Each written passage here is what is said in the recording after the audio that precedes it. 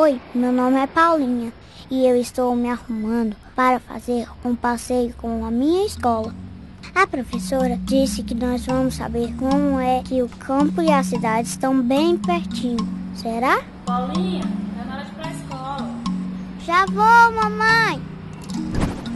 A professora disse que eu vou descobrir de onde é que vem o leite do mingau que a mamãe faz, a pipoca que eu como no cinema e até a roupinha que eu visto.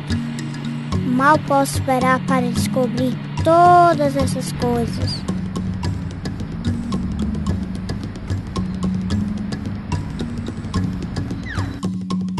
Vocês sabiam que o leite vem da vaquinha? Eu achava que ele vinha da caixinha. A professora disse que o moço coloca uns aparelhinhos na vaca para tirar o leite. Aí o leite vai para uma vasilhinha bem grande. Ele é tratado e depois colocado nas caixinhas. Mas ele também pode ser usado para fazer queijo e até iogurte. Que delícia! Isso aqui é uma espiga de milho e é daqui que vem a pipoca que pula na panela. Tá vendo como estou ficando sabida? Eu estou adorando este passeio.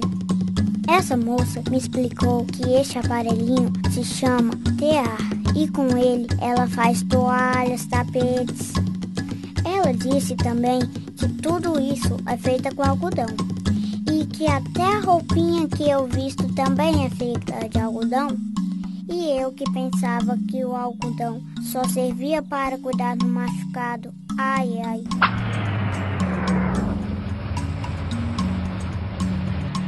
Hoje eu aprendi que a cidade precisa do campo para viver.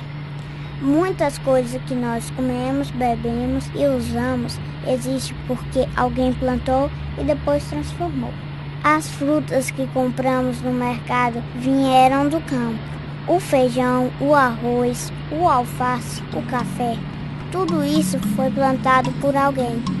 Se nós tomamos leite e comemos carne, é porque alguém cuidou da vaquinha lá no campo. E você, o que aprendeu hoje?